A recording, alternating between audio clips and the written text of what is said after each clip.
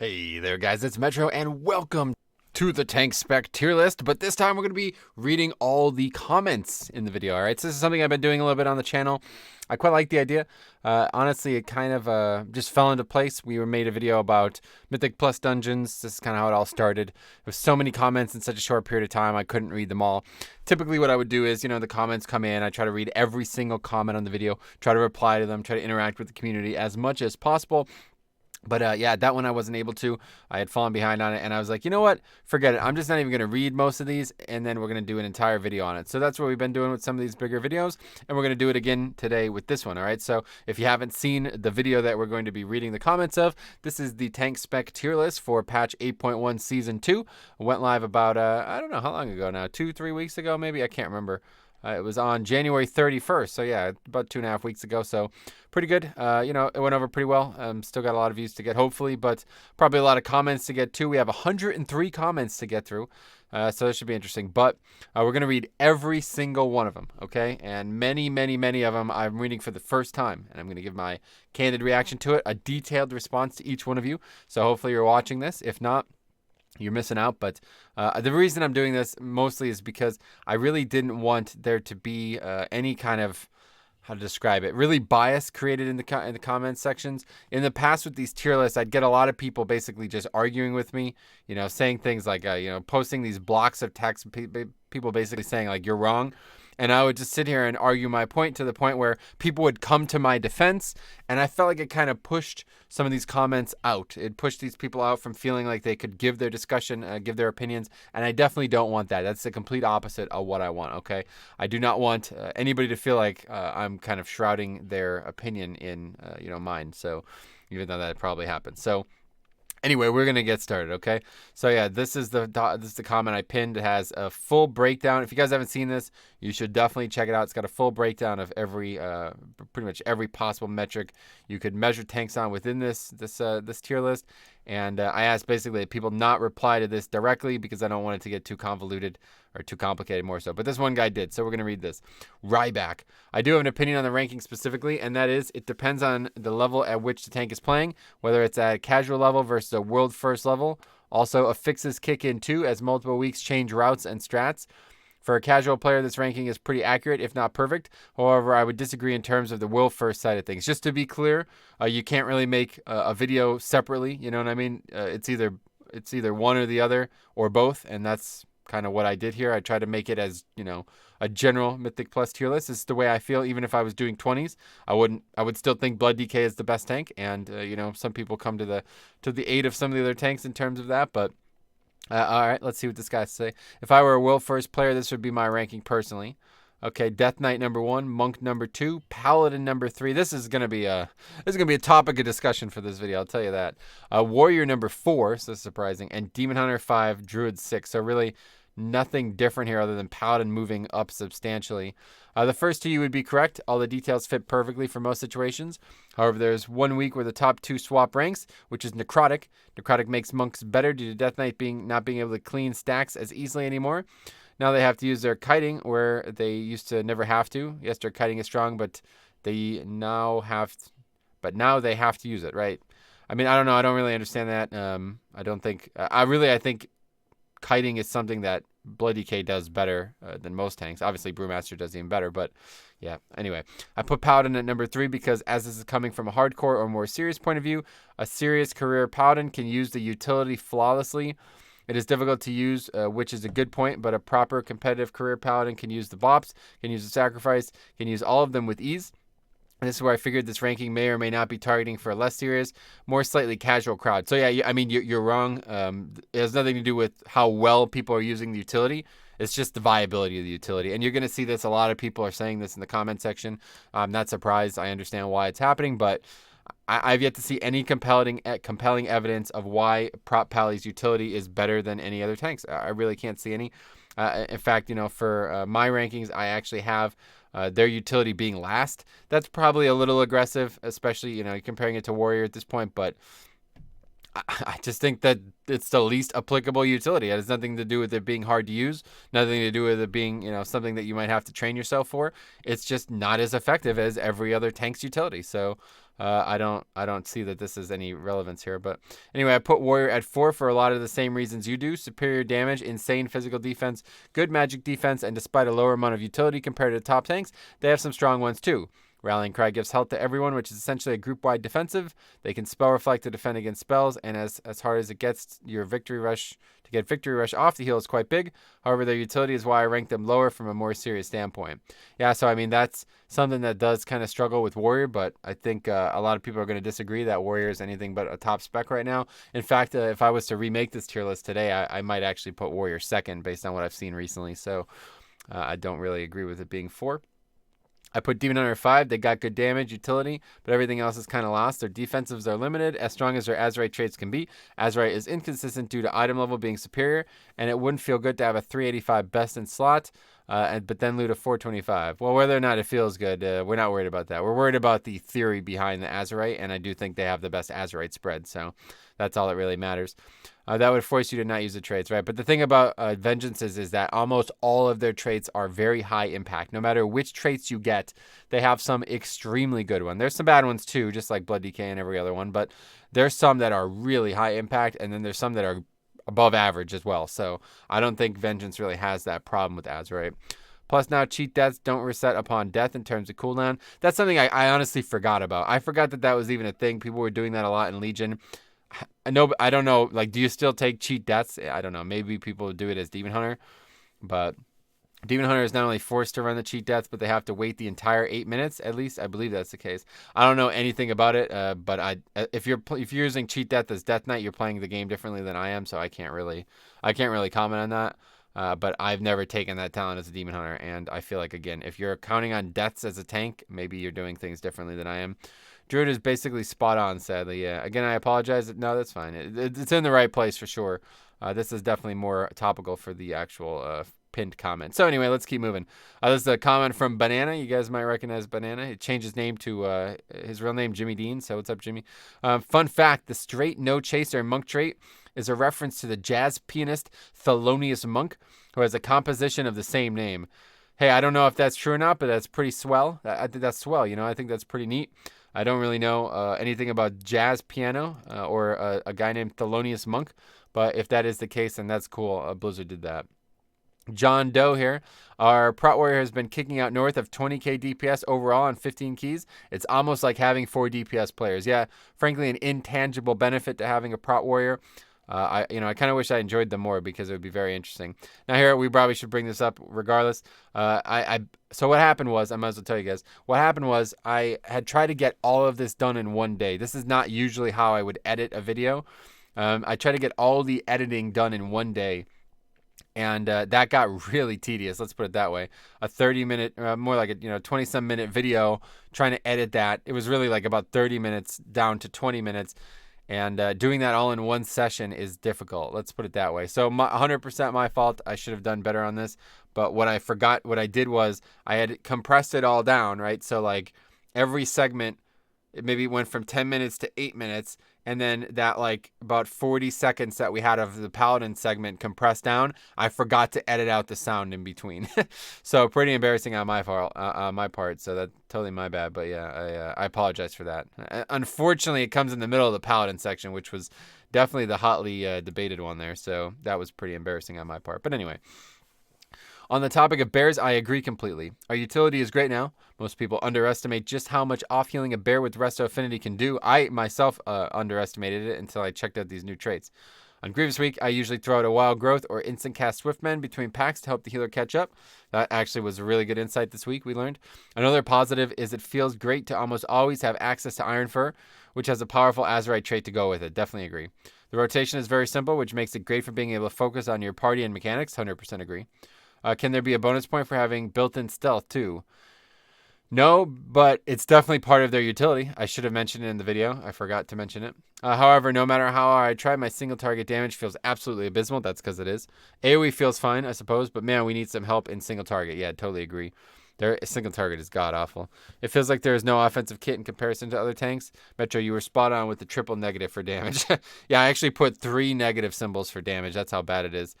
My only idea to help Bear would be to rework Incarnation into a powerful. Yeah, I think Incarnation should just be a baseline spell, and it might not help their single target as much, but it would blur the line. Like, not every tank needs good single target, right? But if Bear had like really good AoE thanks to Incarnation baseline, then I think they would be a very strong spec. But yeah, definitely something that you're lacking.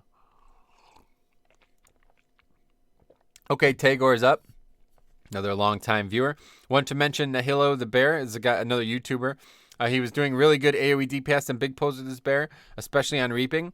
Doing 70 to 100k DPS as bear tank and AoE isn't too bad, although this is with eye level 415. So what he's talking about is Nahilo was testing out reaping keys on the beta when, or on the PTR when this was the case, and he was doing apparently really good DPS. Now this is somebody who's like very, very aggressive about playing bear to its fullest, and that's totally respectable. The guy's a very good player, and obviously he tries to maximize his play, and part of that is DPS. But I just hope that this can serve as a warning. This type of comment, this is just irrelevant to this tier list. Okay, so you could make the comment all you want, but it really has nothing to do with what we're talking about in this video. Just because a single player is playing a tank with, frankly, unrealistic gear and making it look like it does good AoE DPS does not mean it's better at DPS than any other tank, okay? So I just want to make that clear. Even if you see a single bear doing like a top single DPS parse or something like that, that doesn't mean that on average bear is not a bad DPS damage dealing tank. You know what I mean? I don't see any evidence that bear is anything but the 6th best damage dealing tank. So just want to make that clear. And then, yeah, Rudy, agrees with this. Doesn't mean much if a Demon Hunter or Prot Warrior tank would be doing. Yeah, exactly. Yeah. I mean, if you gave a Prot Warrior tank or even a Demon Hunter or Paladin tank that same gear in that same situation, there's no way they would do less DPS. There's just no way. Bear is very limited in DPS. But I will say this.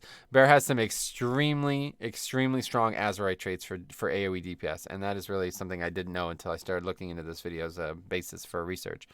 Anyway. He does mention the bears are good in AoE situations, right? They have respectable AoE with no cooldown. That combined with the stacking dot, I mean, that can be nasty AoE for sure. It's single target that's their weakness. So on single boss fights where the tank is just going off on the boss, you will lose out some DPS with the bear tank. I assume you mean the DPS. And that will slow things down. Their mobility relies on changing forms, and that can be really bad to where the healers are going to suffer a bit if the tank has to move quickly. Yeah, definitely. I mean, these... Like I said, this is just irrelevant to what we're talking about in the video. And also, Nahilo is a god, apparently, from Yuvith WoW. So he's a very good player, playing bear to a maximum. So one of the reasons I love bear is watching people do that. So Logan Gunnell says, you definitely have a bias for Death Knights, but all your reasoning is sound. Yeah, I mean, Death Knight's my favorite spec. I make no claim otherwise. But yeah, I think I did a very good job being objective on this front. Maybe missed a few things, but I think I did pretty good. Great work and a lot of effort put into this video. As a Guardian main, I've been so disappointed in this expansion. All we need is Frenzied Regen reverted back to what it used to be and Mark of Ursol, and we'd be back in business. Till they pick my main back up the floor, I don't see a reason to play the game when no one invites for. So I certainly can't agree that there's no reason to play the game. I think playing an underrepresented spec is actually a better reason to play the game. We were talking about this on live stream recently. It's like, I don't know what I would do if Blood DK was in Bear's spot. And, I think the answer really is that I would just want to show that it's really good, no matter how bad people think it is. And truthfully, Bear is really not bad at all. So really different situation here. But this guy spelled very wrong, but he seems to agree that I'm biased towards Death Knight. Right, like I said, very obvious that I do like DK a lot. But hi, another longtime viewer says, run your own keys or get friends. There are bears out there pushing fairly high. Yeah, apparently there's a bear that's really representing the spec well right now, so that's good. Anyway, Logan replies, it's not that there aren't bears out there, but there are very few. The bias of WoW community as a whole is that they suck, which they aren't wrong. It's like being a Shadow Priest last patch. Why bring one when there's so much better DPS with much better utility?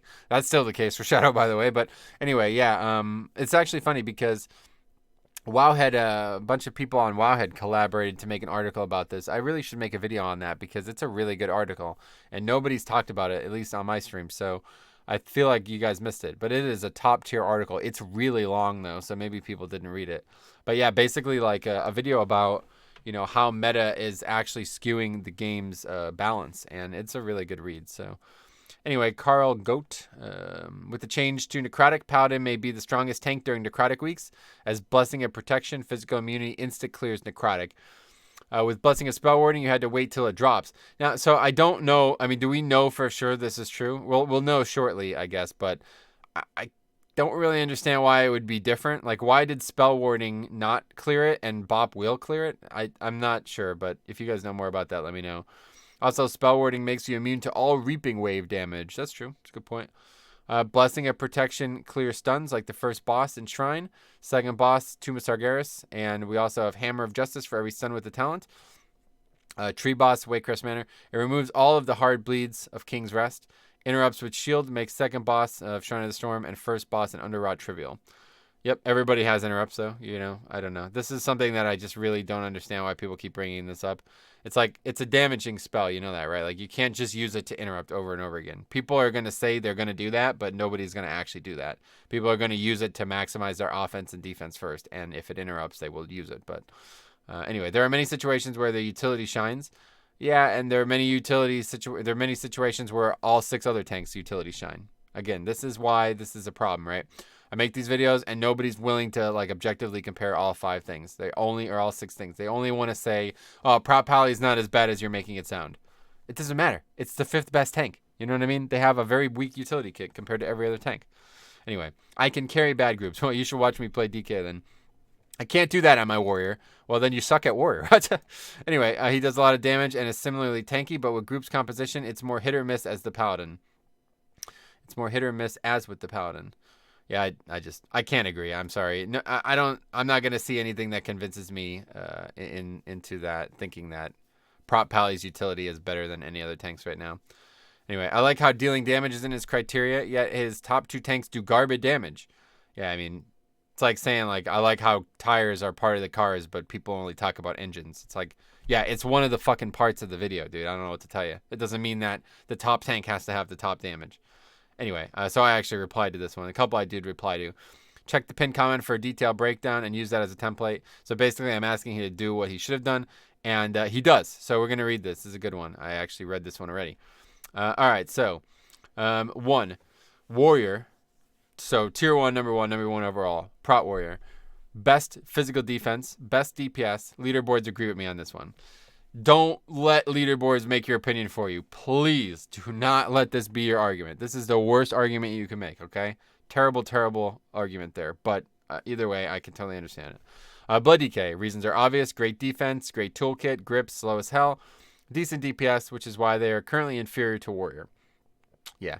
It's funny to see the meta shift towards DPS because I was basically saying that this was going to be the case at the start of Legion, or start of BFA in Season 1. And everybody disagreed with me. People came out in droves to tell me that I was wrong for thinking Demon Hunter was going to be a top tank because they were best damage dealer at the time, best utility at the time, best mobility at the time. And all of a sudden, people seem to like offense now. It's really weird. Anyway, 3, Paladin. Great overall defense, great DPS, good utility. You seriously undervalue blessings in your original assessment. Cleanse, decent mobility, can DPS while kiting, which is something the other tanks cannot do. This is one that I've seen a couple times, and it's like, I guess so, but does that really matter? Like, I don't know. See, I don't kite a lot. So, like, the whole kiting discussion, it's like, you got to get in and get out. That's the way of it. I'm not kiting for, like, 5 minutes straight. This isn't Legion, guys. You know what I mean? You have to understand why you kite in BFA. And for me, the reason I kite in BFA is because I'm going to die if I don't. That's it. It's not like it was in Legion, where if you kite, the mobs do nothing.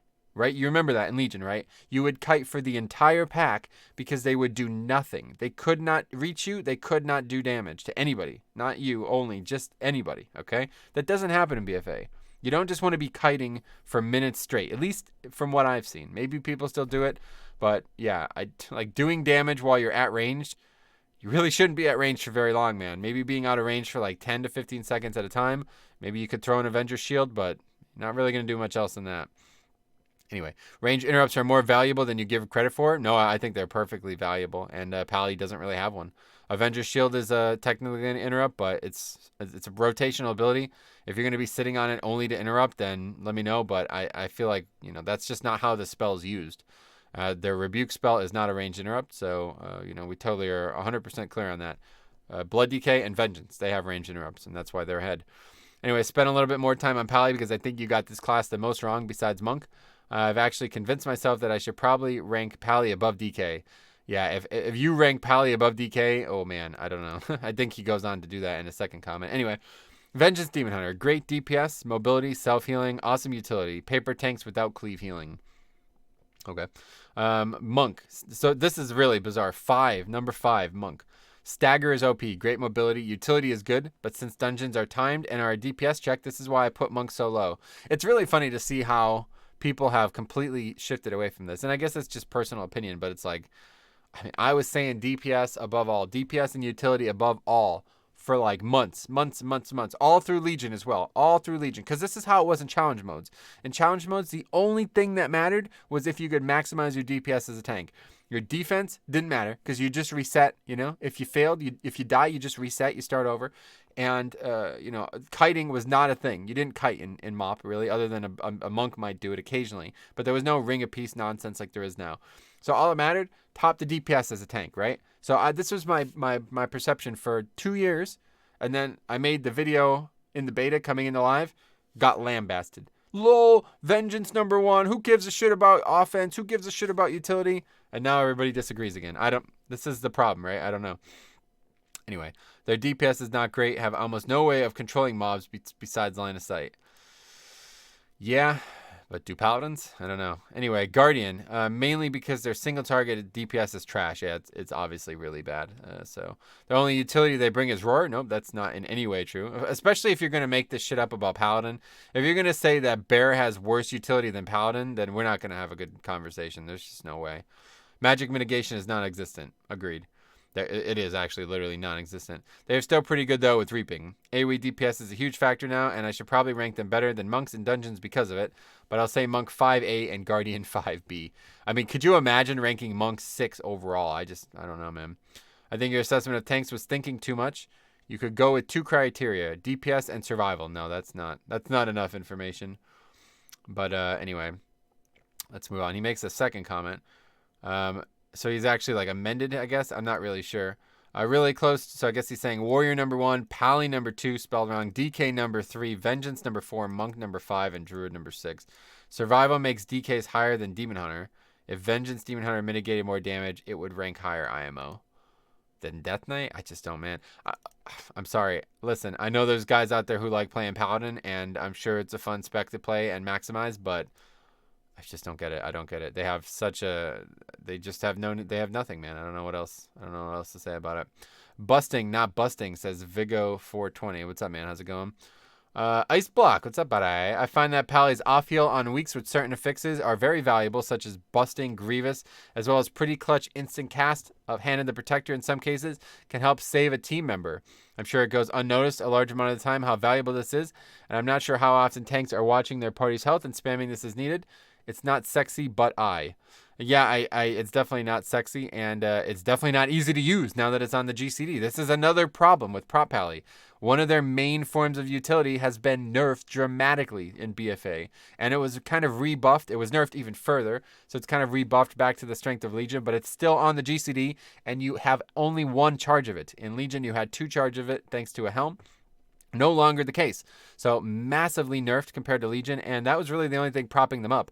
Like I said, I just don't, I don't see the blessings as very useful. I really don't, especially compared to other types of utility. I think it's really hard to apply. You're really relying on your other players needing help from somebody other than the healer, and I just don't really see that happening a lot in Mythic Plus dungeons, at least the ones I'm doing. Maybe you guys do, but I don't know. That's the way I see it. So. Yeah, and the real problem is, Prop Pally basically brings nothing that Holy or Ret doesn't. That's the real problem. If Ret had Sack, Prop Pally would be completely pointless. It would have no value. Honestly, no value. People are going to say, oh, Avenger's Shield can interrupt mobs. I don't know, guys. You know what I mean? So could Ellie Shaman. Like, what do we need an Avenger's Shield for? That's my big problem. Anyway, you ranked Prop Pally's number 5. Is this an out-of-season April Fool's joke? No. Worst utility of all tanks, correct. I just don't know how to respond. The only thing you got right was Blood DK being number 1 and Bears being last. Disagree. But anyway. Anyway, I said how to respond to that is basically make the tier list, like I asked. So anyway, so this guy is again here at 86 Jarok. So let's see what he has to say this time. I think you seriously undervalued blessings. I use Freedom, Sack, Spell Wording, and Bop all the time. I'm sure you do. That doesn't make them good. Bop and Spell Wording can make several boss fights better. I'm sure they can. So can many other types of utilities. AD Dino, Freehold Sharks, Shrine Orbs, Toldagor Final Boss off the top of my head. Save my healers frequently with Sack and Lay on Hands. Yeah, Lay on Hands is a strong one for sure. That's probably their best utility. If being able to prevent a wipe isn't utility, I don't know what is. Battle Res. Seems like a pretty much a better version of these things, right? I haven't had any trouble kiting with Double Pony, Consecrate, and BH talents. I don't know what BH is. But anyway, the problem with Paladin's kiting, which hasn't been brought up until now, is that you basically have to constantly stagger Consecrate to keep the mobs in it. You don't have to do that with any other form of utility. A form of kiting, okay? The worst example you can give is this, because Blood Decay has just a superior version of it. Death and Decay can be dropped from 30 yards away, is much, much larger than Consecrate. Well, maybe it's not now with this new talent they got, but I'm pretty sure it still is larger, okay? It can be dropped from 30 yards away, and it's a 90% slow. It's better in every way, okay? Terrible, terrible comparison. And using Pony means that you're now too far away from the mobs. So when you've steed charged away from the mobs, they will now run out of your Consecrate. You understand? They won't be slowed anymore. So this is the problem. Like, they have a very odd form of kiting. It's almost like if you're not meant to kite, you're just meant to backpedal away from them. Because by the time they get out of your Consecrate, you would need to have dropped the second Consecrate. And if you don't do it right, they're going to split up and they're going to go in awkward angles if you're not kiting directly backwards. So this is why Paladin is also one of the worst kiting tanks. Because even though they look like they have good options on paper, if you kited it with Brewmaster, if you kited it with Death Knight, you would know that they are absolutely just inferior compared to those two tanks. Anyway, Paladin can still DPS while kiting, which is something I don't think any other tank can do outside of a single ability like Keg Smash or Blood Drinker. I mean, a lot of the DPS that a Blood DK is going to do is going to come up front, okay? I'm going to pop Dancing Rune Weapon, I'm going to spread diseases to everybody, and I'm going to put Death and Decay down, and then I'm going to run away for maybe 10-15 seconds. I'm still going to have done plenty of damage. I don't need to continue doing damage for those 10-15 seconds. It would be nice, but it's not like Prop Pally can do their entire rotation on the move, you know what I mean? Or outside of range. They can obviously use Judgment, which is a single target ability. But other than that, it's Consecrate, which is basically the same as D&D, and Avenger's Shield, which is definitely better than the other options. But, you know, like, for example, Vengeance Demon Hunter, Brewmaster, a lot of these abilities can be used slightly at range. They could drop sigils, you know, Vengeance Demon Hunter. Bear's got, whatever, you know, they got the bleeds and the dots from Moonfire, all of this stuff. So it's really not that big of a deal that you're making it sound like they're the only tanks that can do it. I can throw hammers, right, but that's not really a ranged ability. They have to actually run through it. Drop Consecrate, also not ranged. Judgment, single target spell, and Avenger's Shield on the run. So that's really the only one, Avenger's Shield. That's only going to be the only actual damage you're going to do on the run. The only ability that won't work is auto attacks. And whatever, the Shield of the Righteous or whatever it's called, right? Your highest DPS ability. High burst DPS on low CD times makes DPS consistent on Fortified and Tyrannical. High burst DPS on low CD. Definitely one of the strengths of Paladin for sure. Bop on DPS to cheese a mechanic so they can continue to DPS is also undervalued in your assessment. Right, because it's just not that good. I mean, like, comparing this to give, like, somebody a single chance to cheese a mechanic in an entire encounter, is that really something that we're calling strong utility? I just don't see it. You also undervalue range interrupts. No, I don't at all. Death Grip is better, but that's why DKs are the best. Glad we agree. Avenger's Shield interrupts create AoE DPS on the GCD. Moves casters, keeps them from casting, and has the ability to proc right back.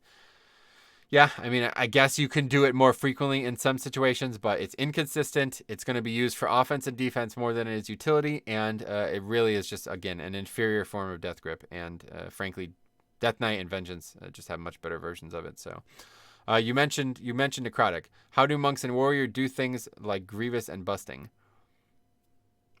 They don't. The same way everybody does. I don't understand that. Busting is like, is that even an affix for tanks? I'm not even sure. I think you undervalued Paladin's damage. Definitely didn't undervalue Paladin's damage. Utility, I definitely undervalued that because I think it's the worst.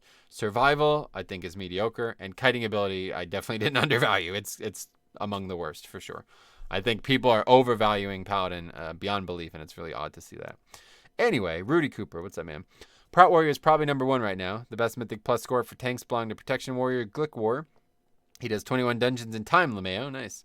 Blood DK is not as OP as it was in BFA start. None of DK tanks in the world have done a 21 in time season 2.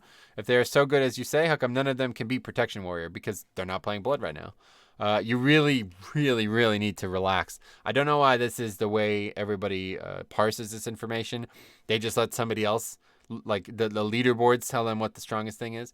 Just because the top teams are taking Prot Warrior to their keys instead of Blood DK does not mean that Prot Warrior is empirically better, okay? Look at the theory behind it. Look at the way the class plays.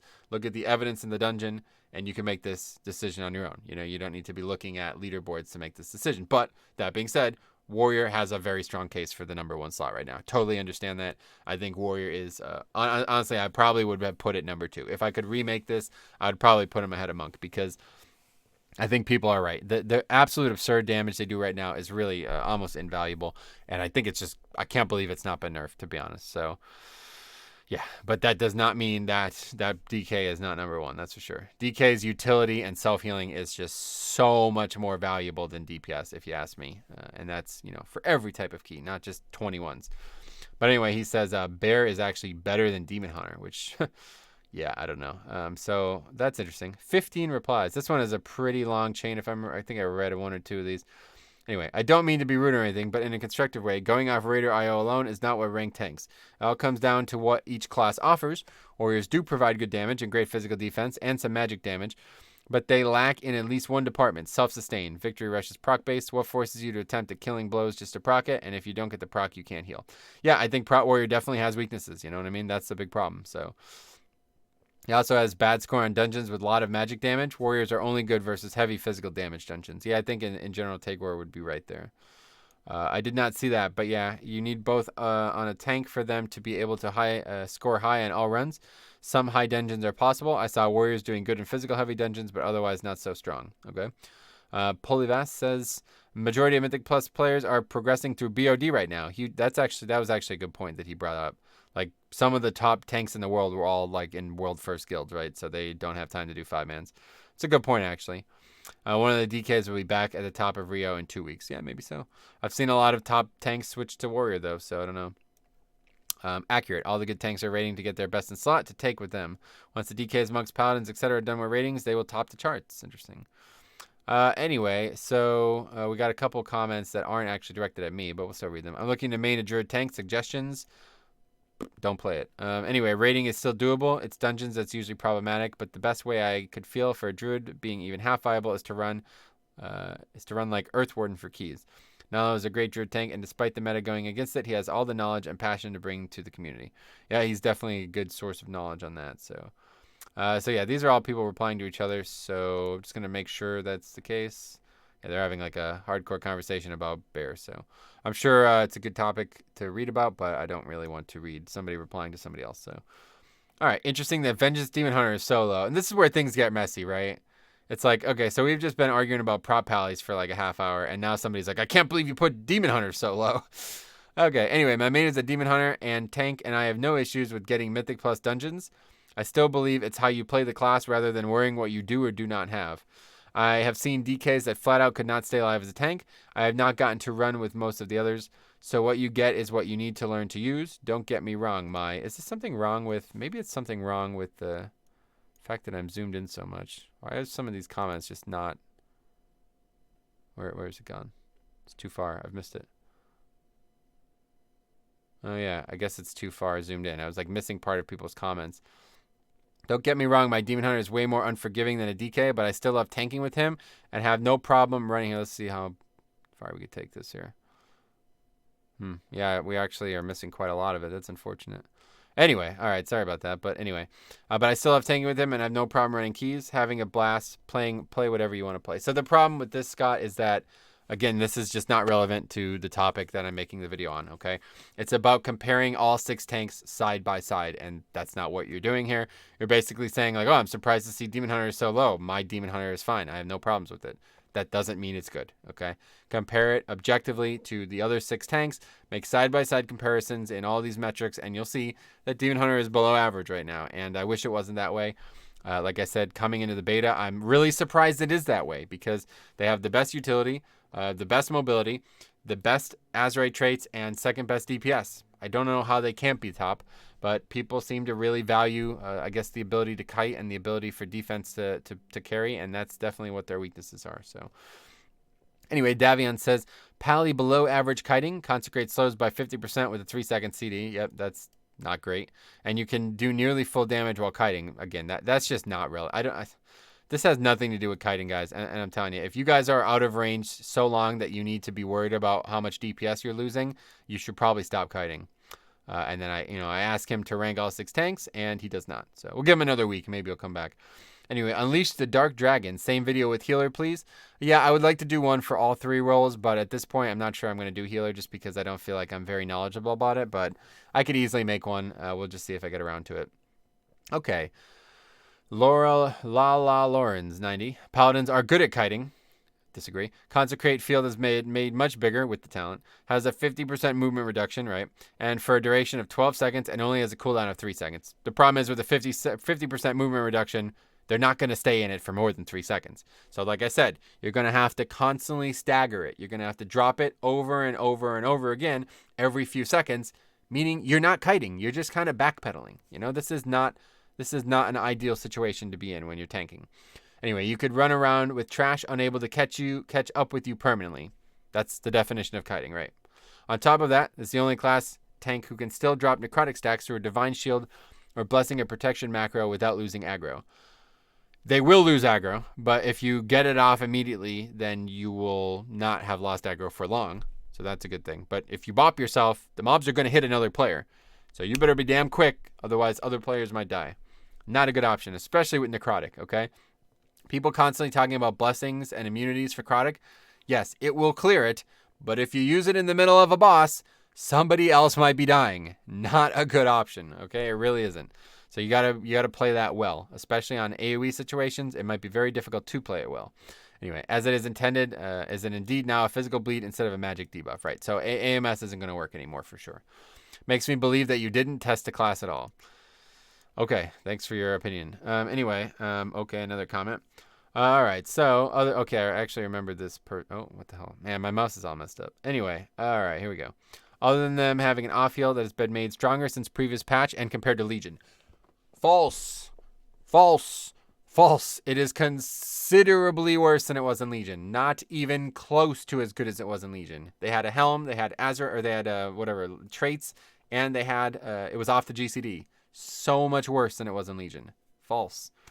They heal another party member to full health at any given health percentage. That is not my experience. Maybe it is your experience, but now that it's based on health percentage instead of your own health percentage, going to be a lot harder to use and heal people to full. They're going to have to need a lot of healing, and it's going to probably have to crit. Anyway, having the effect of lay on hands and a 12-second CD. False. But lay on hands is actually a really good example if you want to bring that up. Anyway, plus the fact that they have an AoE interrupt. Again, the worst one, right? And you can lock any caster easily by themselves, having the most interrupts by far. Sort of, but again, Avenger Shield, I think really people are just way too overconfident with this spell. I definitely think things like silences and death grips and knockbacks, pretty much things every other tank already have, are better at interrupting mobs that can be manipulated in this way than Avenger Shield. Because you just can't rely on Avenger Shield. Sometimes you might get a couple procs in a row, but unless you're just going to be sitting there waiting for it to be used, you're really not going to be getting good efficacy out of it from that alone. Anyway, they can remove diseases. That actually might be their best utility, to be honest. Have a CC for most of the trash in the instances. CC is useless now, so that's discredited pretty much. And a stun, which can be used almost every 25 seconds. Yeah, I think their stun is the best single target stun in the game. But, historically, I've rated single target stuns as a tank as very, very poor. A very poor form of utility. In the past, almost every tank had one. And now it's pretty much just them and Blood DK, I think. But that's not going to garner any interest for me. I don't look at a single target stun as being very useful. Anyway, calling their utility weakest in the game simply astounds me. See, I think it's the complete opposite. I think it astounds me that you're sitting here basically lying about Hand of the Protector, which apparently is a talent that most Paladin tanks aren't even taking right now, and calling it a lay on hands on a 12-second CD. I mean, that's just not true, okay? Let's not mince words with this. So anyway, I basically replied asking him to give the proper diligence on this. And he actually ranked every single one. So this is good. So let's take a look. So he says on the first three, I agree with you, which were the ones above with all the defensive stuff. So now he's going to rank utility. So he has Blood, Brew, Vengeance, Pally. So he still seems to agree that Pally is pretty weak overall. I'm glad we agree with that. But has Bear below Pally, which is just astounding to me. I mean, the tank has a battle res, right? One of two tanks that have a battle res. How could Bear be lower than any? Really, like, I just don't get it. They have Ursol's Vortex, a speed increase on a 1 minute CD. It's a time dungeon. Running faster can be pretty valuable, right? Battle res alone, they could dispel and affix, just like apparently paladins can get rid of raging, or can get rid of necrotic. Paladins can get rid of raging, or bears can get rid of raging, you know. And warrior, you know, I do think maybe if I was to remake it, Pally above warrior is probably what I would say for utility, because warrior's utility is good, but Spell Reflect is more limited usage than I make it sound, and Commanding Shout just has very little usage, so I don't know. Maybe Warrior should be looked at as the worst tank for utility. Anyway, mobility. Monk, Vengeance, Warrior. I would say for mobility, Vengeance definitely ahead of Monk. But anyway, Monk, Vengeance, Warrior, Pally, Bear, Blood. That's fine. Whatever. I think Bear is, I don't know. It's whatever. It doesn't really matter at that point. Kiting, Monk, Blood, Pally, and Warrior. Definitely disagree. Vengeance, Bear. Okay, so yeah, sure. I say Warrior definitely better at kiting than Pally, 100%. And I think Vengeance probably is too. But yeah, maybe Pally's, I think Pally's fifth best in my opinion. Anyway, abilities. That's not really something I would rank, but sure. Vengeance, Bear, Brewmaster, Warrior, Pally, Blood. I don't know what that means, but okay. Anyway, oh man. All right, here we go. Let's stop messing up with the mouse. I don't know what this is. Oh, this is like overall. Okay, so he says top one, Blood, Monk, Warrior, Pally above Vengeance, and Bear. So basically hardly any difference, even though talking about all of this. So this is the thing, right? Like people sit here and talk about prop Pally all day, and then when you make the tier list, they moved up one spot. It's like, I mean, I don't know. Anyway, but not as useless as you call them, right? So I say I never called them useless, so. Anyway, Druid has combat res. I give you that. On top of that, they have Typhoon, which is very useful for Sanguine and Kiting combined with Ursol's Vortex. Good, I'm glad we agree. And at last, they can Soothe and Rage Trash, and they have an AoE interrupt. Yeah, a very, very good AoE interrupt, that I might add. But the rest of their toolkit is almost useless in a Mythic Plus scenario. Well, you missed Stampeding Roar, which is definitely not useless. Paladins can cleanse groups of toxins and diseases. Bears can cleanse too, but it's not realistic that they do it. And they can do a lot more off-healing than a prop Pally can, but again, they're gonna have to leave bear form to do that. So that's the thing. Now this is just false. I don't know why they're saying this. It has not been made stronger after Legion. Okay, considerably worse than it was in Legion in every way. All right, it's on the GCD. That's all you need to know. Anyway, you can use it every 20 seconds, and it heals up every party member to full, even on very low health percentages. Well, no, it's based on the health percentage. So the lower they are, the more it's gonna heal. Okay, so if they're at 80%, it's not even gonna top them off. But it can crit, and it's based on your your spell. So it can do more healing to them than it should, but it's not going to heal them to full every time you use it. That is definitely false.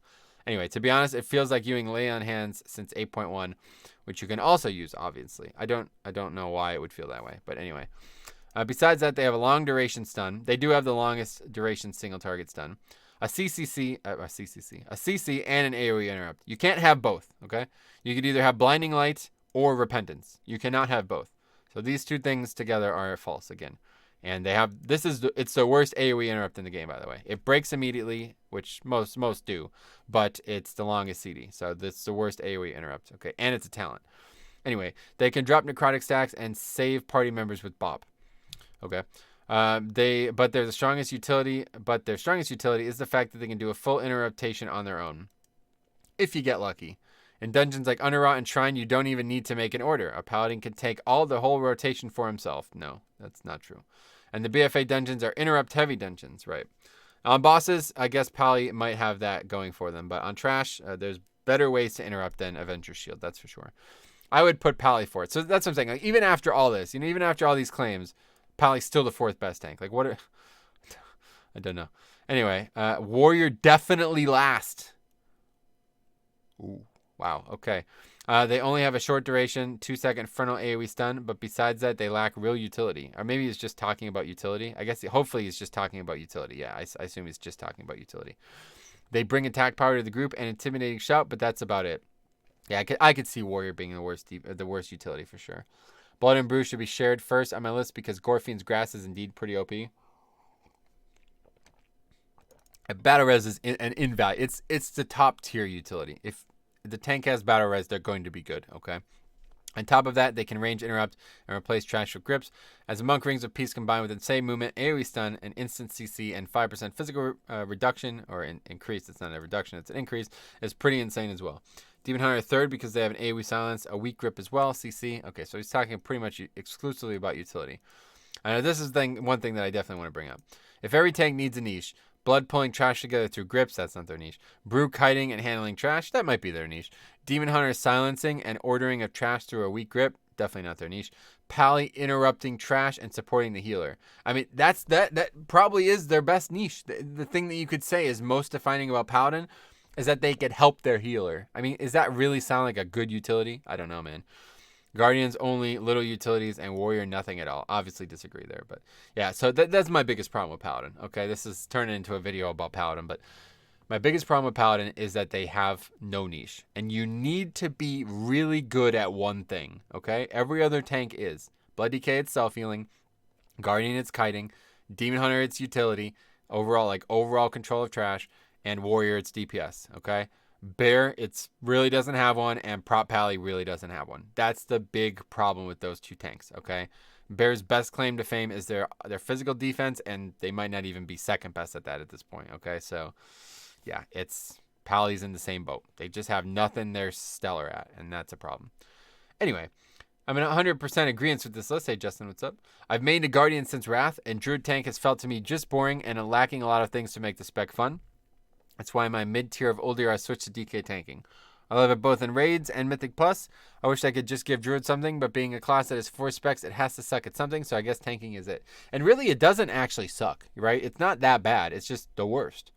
Now, that is to say you can't do Druid tank in Mythic Plus, but you will rely more on your team to really push the key. See, I wouldn't even say that. I wouldn't even say that. It's just when they're weak, they're the weakest. That's the problem. You know what I mean? When they're weak, they're terrible, but when they're good, they're pretty good. I mean, they got great utility, you know, passable kiting and mobility, and really, really good physical defense. So anyway, yeah, I'm loving Reaping too, man. I'm glad to see that you are as well. Okay, here's Tripline, another longtime viewer, good friend. All right, so let's see what he has to say. I feel like overall, the order and reasoning behind this video is pretty accurate. There are a few things to mention that I feel you didn't really highlight, like I think you could have. However, most of what I'm about to mention will be my opinion and even ways that Blizzard could fix their balancing. Sweet. Blood Decay. This section you covered pretty well in general, and outside of their movement, I would ping their weakest link being stat reliant too much. That's interesting. I would definitely not. As in, you have to have low haste. As in, if you have low haste, its performance can drop below that of other tanks who aren't relying on... Nah, definitely disagree with that. Anyway, granted, having low haste isn't the end of days for Blood Decay, but it is very grim, and as such, I think it's an important thing to mention to newer or returning players. I wouldn't say so. It makes the rotation feel clunky, but if you have, like, 9... You know, or what's the item? I was going to say 900. If you're 400 item level and you have, like, 5% haste, you're not weak, okay? That means you have other stats, which are arguably just as good, so I wouldn't agree with that at all. Brewmaster Monk. They are the epitome of being a boss tank, meaning like a single target tank, I suppose. They may not mitigate physical or magic damage the best. I would say they do mitigate physical damage the best, but they do smooth it out, which can be just as important. With that being said, I think you didn't give them enough credit when it comes to dealing with magic damage intake, as they do have CDs to cover it in a pinch. Dampen Harm is a 20 to 50% damage reduction CD for 8 seconds on a 2-minute CD, which 2 minutes is up frequent enough that it deserves a mention. The problem is it's a 2-minute CD, very long CD compared to tank CDs, and since it's only for magic, makes it a lot harder to use compared to something like Rune Tap, Anti-Magic Shell, even, like Spell Warding. These types of abilities have a much higher impact, and their CDs are at least equal or, around the same mark. So Dampen Harm, I think, is a good ability, but it's a talent, and... yeah, the problem is, it's like it would be really good if you got hit with a massive amount of physical damage. Or, I'm sorry, massive amount of magical damage. That doesn't happen that often in 5-mans. Happens a lot in raids, though. So that's why Dampen Harm is great in raids. Also, they do stagger 35% of their normal staggers worth of magic damage. And that's good, but pretty much every tank has better kind of just baseline coverage for magic, where that's just not sufficient. I think Morgraine would have some interesting topic of discussion on this too. So anyway, while not being great, it does prove to be useful. Sure, but like I said, every other tank has just a better version. But then again, Monk is never supposed to be a magic mitigating tank. That and they are literally the best kiting tank in the game. Definitely, 100% agree, best kiting tank. Warrior, you were pretty spot on here. I do wish, however, they had slightly higher magic mitigation. I think their magic mitigation is actually very good, and I think a lot of people who think it's bad aren't really thinking about why it might be good, okay? The big thing that people say is that Spell Reflect doesn't last, as you say, actually. The full duration, regardless if it reflects the spell or not, that's a problem for sure. But Ignore Pain has turned into this really strong spell now again, and I think that plus, Demo Shout and everything else really adds up to good physical or magic mitigation. Vengeance. The main weakness that glaringly holds the spec back is the amount of downtime in their mitigation. If it wasn't for ridiculously long recharge times on their demon spikes, the tank would easily be tied with DK and Monk overall. Yeah, I think that's probably the truth of it. Their mitigation is just really holding them back. Their utility alone puts them in this spot, but if they fix their active mitigation, I honestly feel like they might even surpass Blood as an undisputed King of Mythic Plus. Yeah, so the thing is, Vengeance is trending upwards, right? The more haste they get and the better Azerite traits they continue to acquire, they're trending upwards in terms of defense. So keep your eye on Vengeance, man. We might see Season 3. Vengeance might be playing the game, man, so we'll see. Prop Pally. They have some of the stronger damage and mitigation in the game at the moment, when they have their active mitigation up, that is. Outside of this, I fully agree with everything you have said on the tank. Their Azerite trait, this is something that nobody seems to want to bring up. One of the main reasons I have Pally as 5th is because their Azerite traits are just garbage. I mean, they're garbage, dude. There's like 2 good ones, and the rest are terrible. It's so bad, it's unbelievable.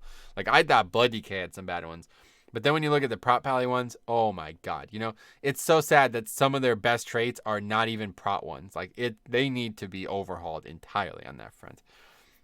Anyway, you either choose to have full-on defense or switch to Ret. Yeah, exactly. That's what I'm saying. There's so many traits that are better from either Ret or Holy than the prop ones. It's just a sad state of affairs. Anyway, so Bear, the biggest issue that is holding Bear back is purely their damage output. I would typically agree. I wouldn't say it's the only thing, but anyway. They do have an extremely strong defensive kit, and with their new patch, their utility is in a great spot. Glad we agree. These topics you covered, though, and I agree that you said to a T with Guardian. The issue is that I can't give them a blanket damage buff without making them too strong. I definitely agree with that as well. For example, if you gave them another 15% across the board in damage, it would scale uncontrollably. Because Swipe, Swipe has no CD. So you give them a 15% across the board, Swipe just becomes this unbelievable AoE ability, Anyway, especially when they start pulling bigger packs, which is going to happen with Reaping. I would say at this point they are better than Warriors, but like I said, you have to watch what you buff with the class. They are better than Warriors. Oh, if they buff them that way? Yeah, for sure. I agree with 90% of what you said. Sweet, man. Glad to see you. Hope you're well. Keep it up, man. Thanks for the comment. All right, tongue in the butt. All right, what's up, man? This sounds right to me as a 1.1k pug healer. By the way, Bear does just fine in 10 keys. Totally agree. I don't think this video is geared towards casual content. Okay. DTPS champion. What's up, man? How's it going? All right. Hiya. What's up, buddy? A while back, Blackcock radius was nerfed from 30 yards to 20 yards. This was a raid nerf, but a dungeon buff, essentially. I didn't actually know this happened. I've heard a couple people say this. So that's actually a good thing for 5-mans for sure. And with Reaping, instead of Infested, is a very competitive talent choice for dungeons. Yeah, I guess everybody's tanking Blackhawk statue now. It's really interesting. Yeah, I guess that's a good thing for sure. You can pull most packs with it now without worrying about the radius. The amount of damage it's going to take for you throughout the dungeon is significant. I definitely agree. I should have mentioned it more in the video, and that is another big reason that Monk is number 2 in my book for now, at least. I don't know. Like I said, I might change that, but I don't know. Okay, let me get a little sip of water here.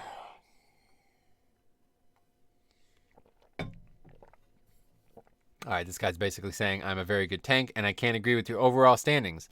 Blood DK is ahead by a mile. Warrior a strong second. Overbrew as they pump out stupid damage. Then Monk and Paladin, and finally Vengeance and Bear. That sounds like you kind of agree. I don't know. I mean, definitely I could see. I think Warrior probably should be second right now. I really do. Brewmaster's kind of just stagnant a bit, even though I think they have really big upsides. Warrior's just a little bigger. You know what I mean? So, but yeah, I think maybe Monk probably 4 at worst, but 3 probably is where they should be. And I would definitely have Pally above Vengeance. So, yeah, anyway. with Vengeance being outbeared by just a margin. Outside of Spike's, Vengeance is laughable, and I don't know how you can rate it so high. Both Rigid Carapace and Infernal Armor are a joke to be rated so highly. Yeah, I totally disagree. I think their Azerite traits are absolutely stellar, and they're only going to... This is the thing about their Azerite traits, right? You're thinking of them too narrowly. You're thinking about them maybe how they are yesterday, how they are today. You got to think about how they're going to be months from now, right? We're going to continue to stack them. They're going to continue to get stronger with more item level from the gear. You know, you're going to be getting that 5 item level on that gear. New gear is going to come out in the future. Again, it's going to get even stronger. And they're going to get more haste. Their defense is going to get exponentially better thanks to all these things. And then they're going to be in such a crazy spot where the massive, massive upsides they have, the true niche, the true definition of Vengeance is going to come out. And they're just going to be a stud tank again. I really think that's going to be the case.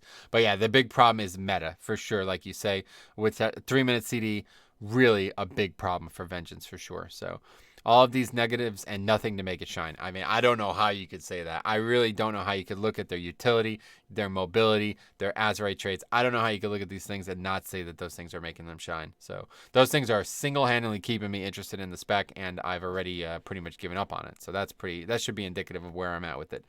Anyway, the damage isn't special either. Definitely disagree. I think it's easily the second best damage if you play it right. Paladin isn't far behind, right, but they are behind. And I would rate them equal damage-wise. Yeah, I wouldn't. The only thing you could argue for Demon Hunter is a Purge, which is part of their utility, which is the best utility kit in the game. But really, Havoc can do that, right? But this is a DPS, or this isn't a DPS tier list. It's a tank tier list. And most groups run with a Havoc. That's a good argument to make, but... I'm not going to make that argument in a tank tier list, okay? We're not worried about what the rest of the meta look like. We're only comparing tanks side by side. So whether or not your group needs a Dispel, that's not part of the tier list, okay? And then I guess, being a Blood Elf is nice, but again, can't assume that you're Horde, right? The other comparisons you make, I won't go into them too much as I agree with most of them. Oh, okay. So I thought you disagreed. Anyway, in saying that Monk with Chi Torpedo beats Demon Hunter in mobility by a good bit, I would definitely disagree with that. A Monk is comfortably second. I think Demon Hunter is number 1, and I'll tell you why. Glide is more useful than people think it is, okay? Being able to glide down slopes and surfaces, there's not as many of them in BFA as there were in Legion, but it continues to be an extremely strong situation. And the fact that you can leap is a lot stronger than people realize. So, for example, there might be a ledge that you can leap up, but the mob has to run around it, okay? So that puts considerably more distance between... Like if you're kiting on maybe stairs or on some type of ledge, you can leap over it. The mobs have to run around it. Puts considerably more distance between you and the mob than a monk can, okay? And for mobility, I mean, think about it. They can jump over fucking things that nobody else can. So that's like in Shrine of the Storm. You could jump from the start of the dungeon to the end of the dungeon, effectively. No other person can do that. You're not going to do that, but that just demonstrates how mobile they are for sure. So I don't like. There's no point in arguing what the better mobility is right now. It's all about kiting, so that's just something to think about. Okay, Jay-Sung. I'm a Guardian Druid, and I approve this message. The massive frustration pushing keys as a bear is so stressful. I feel so sorry for my healers a lot of times. Oh, yeah? See, I don't feel like bear needs a lot of self-healing or a lot of external healing outside of magic damage. But when they get hit by magic, they get hit. Declan Mayonnaise. What's up, man? I'd have to disagree with the bad mobility of Guardian Druid due to the recent change of Wild Charge being taken off the global cooldown, allowing them to shift into travel form or regular non-form and create great gaps between them and enemies. I mean, you basically just made my point for me, man. Having to shift into other forms to be mobile, that's bad mobility. They're not in a tank form. That's bad mobility, so not a good thing. Anyway, talent choices such as Typhoon apply a slow or Mass Entangle, completely rooting the enemies in place. Mass Entangle is not the option. Definitely want Ursul's Vortex is going to be your best kiting ability, okay? So whether or not they're mobile outside of that doesn't really matter. The mobs can't leave the Vortex for one grip of the Vortex, so that is infinitely better than shifting into cat form or something like that. You should be able to put such an insane amount of distance between yourself. Your mobility doesn't even matter at that point. It's a very, very, very good kiting tool, okay? So they don't need good mobility to kite well. That's the thing. That's why they have bad mobility, but good kiting. That's the thing. Anyway, combo this up with Galactic Guardian, and keeping threat while it's at a distance is a non-issue in 5-man content. Yeah, I could see why that's being brought up, but at the point where kiting becomes an issue, I don't really feel like threat is part of it anymore. You're not kiting like you used to. So like we said in the earlier parts of the video, that's not really a problem. It's a spec that is undoubtedly weak at the moment, but playstyle and community perception is really putting a stain on the spec. Hey, trust me, you're talking to the wrong person if you think that's an issue here, man. I am all about Bear. They're my second favorite tank. I love them. They're the 6th best tank. Plain and simple. Okay, Gradius Ikakura, or Ikaruga. What's up? Great video, thoroughly researched, well put together. After wanting to play something other than Blood DK, I started out with the Prop Paladins expansion. I'm now back on Blood DK. Good choice, my friend. It's so strong compared to the others. With a really powerful toolkit, nothing else compares. I turned my bear into a laser chicken. Probably a good choice. Sad to say it, but yeah, bear is in a kind of a weak spot right now. Pandaz69, great name, says, gotta love those Bombkin specs. Yeah, Bombkin's really good for tanking, but I don't know why it's being brought up. Anyway, Pantera Owns, the band, it's a pretty good band. I'm not into active mitigation. Oh, okay. Which has most innate defense. Well, you should be into active mitigation, as that's how you tank. But in most innate defense, if I was to answer that, I would probably say either warrior or bear. I don't really know though. You would never think about this because you're gonna have to use the active mitigation like hundreds of times at a Mythic Plus. So, yeah, that's not a good thing.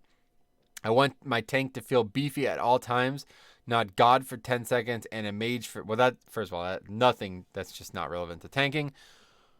But what you're basically describing there is Vengeance and Paladin. That's kind of how they play. Gods for 10 seconds and then a mage for 45. It's a stupid thing to say, but it is kind of how they play. So if you were to worry about most passive defense, I don't know. Like, because Warrior's probably the answer, but if you're never going to use shield block or ignore pain, then they're probably going to suck. So maybe Bear is the answer just because they have the high health pool.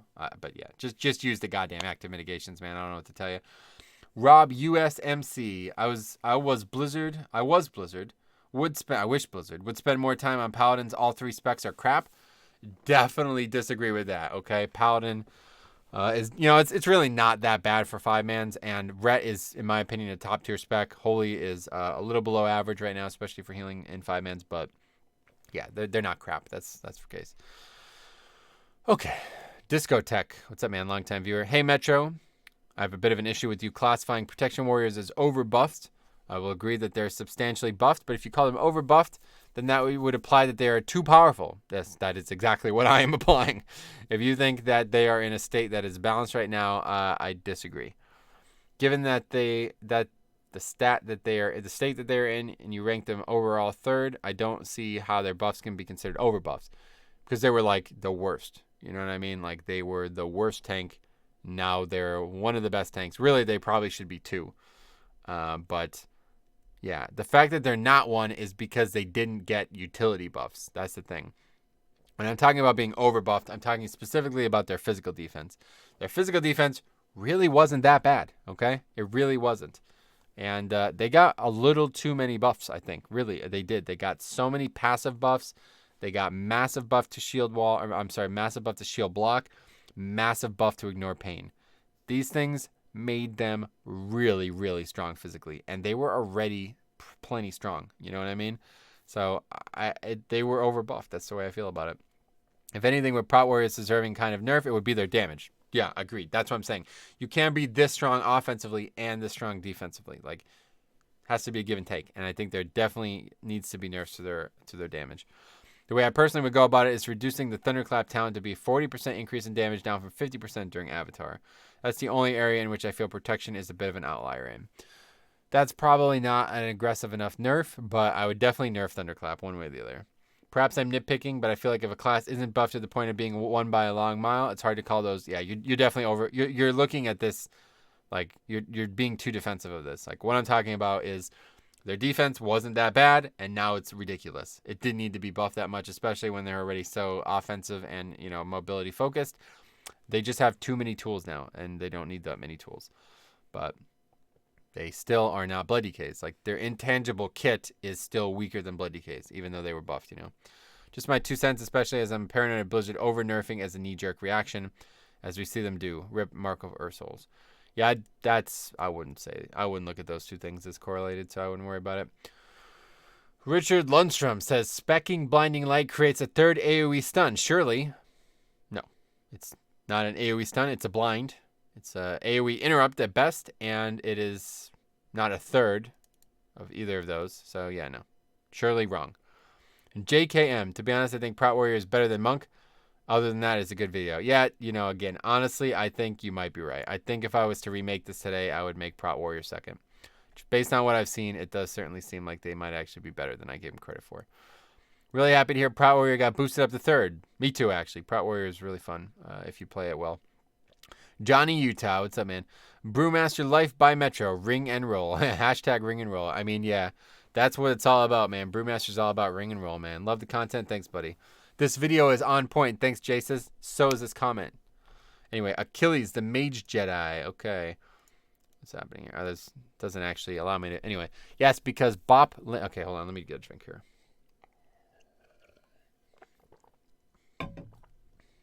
Quite parched. Anyway, because Bop, land hands, flash heal, and handed protector's ineffective utility. Not only can you throw heals on others to help the healer, but you can clear stacks for necrotic. Why does everybody bring up necrotic, man? It's 2 weeks out of the year. Like, what are we talking about? Have an immunity bubble to save you from death and stop a wipe. I mean, honestly, dude, immunities as a tank, it's just like, okay, if we're talking about Ret, I totally understand, but like, I don't know. Anyway, and with Mastery, using Avenger Shield with Redoubt, you can have almost 100% block change, which is some of the best physical mitigation in the game. Are you talking about the Azerite trait that gives you extra Mastery when you use Avengers? No, that's Wings. I don't know what he's talking about. I don't know. But yeah, I don't think you're getting 100% block chance as a prop pally. Maybe I'm wrong about that, but how do pallies have no utility? None of that makes any sense. I mean, I explained it in the video. Again, I understand the prop pally section was kind of marred by the editing issue, but I explained my detailed opinion. So prop pally has, at least if not the worst, the second worst utility kit, because they have a lot of utility, but all of it has very bad use cases. And I explain it as well as I can in the video, so watch the video. I actually replied to this one. Yeah. Guess you didn't listen to what was said. Anyway, go ahead and rank all 6 tanks utility kits. Let me know why Paladin would be higher in your list with direct comparisons to those at Leapfrog. So I'd love to hear it, Achilles, if you're watching this, but I imagine you won't be. All right, just another chemist. As a Resto Druid, I gotta disagree. Blood DKs are great unless y'all are rocking 400 item level, 10s and higher rock your world. Warriors, on the other hand, are just simply grand right now. Why would you not be rocking 400 item level? I don't know. This is, just, again, not relevant to this video, okay? We're assuming that you're geared for the content you're doing. You're talking about being under-geared for the content you're doing, and really, your example is poor, but this is just not relevant to this, okay? Under-geared warrior is going to be in the same boat. The thing is, what you're talking about is a bad blood decay. You know, the harder you get hit, the more damage you heal, right? Like, that's actually not a good example at all. Because if you're getting your world rocked, it's because you're not playing blood decay very well. It has nothing to do with your gear. Odin, what's up, buddy? Yikes, I'm glad I don't play Prop Pally and BFA. I would even have a hard time arguing their case. It's funny. As a big fan of Prop Pally in Legion, right? Any great video, anyway, great video as always, Metro. Thanks, man. Great comment as always. Tagor again down here. I would also add the metric of bulk against bosses. I feel like Blood DK is one of the worst at surviving difficult bosses, at least in higher keys and dungeons. Monk is far better with bosses, same with Prot Warrior. Yeah, I just want to stick to overall physical or magic mitigation because bosses, there's too many variables there, you know what I mean? Like there's too many different affixes, too many different types of bosses. It would be too difficult to measure it really clearly, so. Okay, Gearmud Midgard. Play Bear with Incarn and say they don't have damage. Nobody said they don't have damage. What we said was they have the 6th best damage, so I'd probably reply to this one. Which tank is the worst damage dealer then? Rank all 6, please. Still waiting. A week ago. Maybe next week we'll get the answer. But yeah, nobody's going to convince me that Bear isn't the 6th best damage dealer, honestly. Sorry. Great video as always. Jose, great comment as always. Sebastian Crow. Prot Warrior sitting on the top clears. 21s. Did I reply to this one? No. That's good, but this is not about 21s. That's because they can outright delete Reaping Packs or big pulls in general with their damage CDs. I can see their damage definitely getting the nerf bat soonish. Like, as of now, it's just way too bonkers. Yeah, it definitely should be nerfed, and that's not the only thing that matters in 5-mans, in my opinion, so that's why they are not number 1, as maybe you are suggesting. Abnormal, good video. Hey, good comment. Anyway, the Pala. Warrior is by far the best tank if you're trying to push, doing as much AoE and AoE pulls as Havoc Demon Hunter, if not more. There's so many places to line of sight mobs in BFA dungeons that grip isn't even that relevant. Completely disagree. Unlike the dungeons and legions. Obviously, if you're doing a 12, then it doesn't really matter. I would say it matters just as much. As far as Guardian goes, Blizzard must really hate the spec. It's always been so bad at Mythic Plus. I wouldn't say that, but yeah. Okay, so I actually replied to this one. So you rate DPS as the most important thing for tank in Mythic Plus. So this is what I was talking about earlier. This is one of the first comments I replied to here, because it's like, I don't know, man. It's really a really weird thing. I was basically sitting here talking about how good AoE damage was for some tanks in Season 1, and everybody was calling me an idiot. So now it's really weird to be having the complete opposite conversation. I don't know what to say. Anyway, but this guy says it's more important because of reaping, and I guess you could be right. Maybe it wasn't as important in Season 1 because of that, but I don't know. Warriors weren't that bad in Season 1? Okay. Good luck with that argument. I don't know. Anyway, Caleb Alamore. The buffs to defense and HP gave prop players more confidence. I know that for me. Season 1, I was holding my cooldowns for groups to survive. Now I just spam them and use them as I please. This is probably the best example given today in this video. Another reason why Prot is stronger now is because of the effects of being able to pull bigger packs without worrying about the backlash of Cahoon mobs skipping by or needing to CC all the time. This is a good point. Prot Warrior did not have any CC, and that was something that was holding them back. Terrible self-healing still holds them back, but when you're dealing this much AoE damage and the focus is bursting AoE packs down, not as big of a deal this season. So yeah, I can understand it for sure. But I just don't, listen, you guys, not necessarily Vipala or Caleb, but the people replying to my videos, you convinced me that AoE DPS and DPS in general are not the most important metric. You did this. You know what I mean? I'm telling you, I have multiple videos and discussions talking about why I thought certain tanks were going to be the best tanks, and people lambasted me, constantly commenting about who cares about DPS if you're going to die. You can't play a Demon Hunter because they're going to have to kite the whole time. You're not going to be able to stay in range, blah, blah, blah. All of these things, okay? The reason Prot Warrior is where it is because it was over buffed defensively. And Caleb actually brings up the best example of this. Now, you cannot worry about your own defense at all. You can go into these packs completely self-sustainable. As long as you're getting the heals you need, you're going to be reducing plenty of damage, and you can just rail off plenty of AoE damage. That's why Prot Warrior is so good right now, okay? And that is the big difference from Season 1. So I think that's a really important thing to note. Okay, Norman Seals. Your ranking is good, but combined with the Bombkin, I would put Warrior number 2 and even number 1 in some keys. Warrior have huge Azerite traits, especially for Reaping and Bastion of Might. I don't know what that one is. 4th row trait that improves the fear is huge for Necrotic since it applies on all mobs. I don't think that's a very good trait. And Warrior is better in physical mitigation than Monk. See, that I definitely don't agree with. But it seems to be everybody thinks this, so I don't know. Besides the combination of Last Stand and Triple Bastion Avatar, I'm going to have to look in this Bastion. I don't know what that means. Anyway, Avatar means near physical immunity. Oh, is that increases your mastery or something like that whenever you use Avatar? Anyway, near physical immunity. Obviously, I've heard a lot of people say this, but this is not how mitigation works, so I don't know what they're talking about. I would love that changing Azerite would be cheaper so I could change more often depending on the weeks of fixes. You should be able to do that, no problem. By a full week goes by, it's back to 5 gold. But I would put Pally over Vengeance. The lack of meaningful mitigation or cooldowns from Vengeance makes the damage pretty irrelevant. I mean, how could we say these comments like this? It's crazy, man. It really is crazy.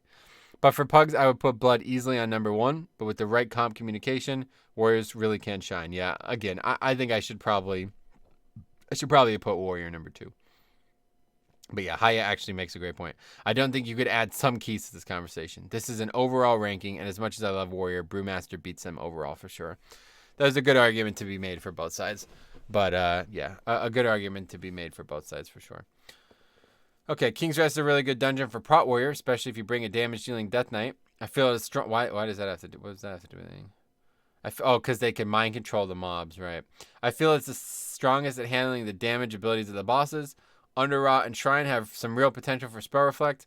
In Waycrest, you can do some huge pulls where the damage output shines. The thing with Warrior is that it's all about reducing the time you need to kite so that you can basically become a 4th damage dealer. That's true. That's a good point. But that needs quite a bit in terms of team comp and communication, like I said. I generally play with Bombkin, Ellie, Monk Heal, Demon Hunter. The more I can keep the mob stationary, the higher the overall damage. Is there more? Oh, it goes. Quack, Rop, Ring of Peace, Trent's, Earth Ellie, and my rotation of CD stacking every other pull or 2 times per pull thanks to Anger Management provides a huge amount of DPS potential for the whole group. Since his video and playstyle is about what performs in pugs, you can't rely on good CDs and utility usage / pull orders so much, so I understand his ranking.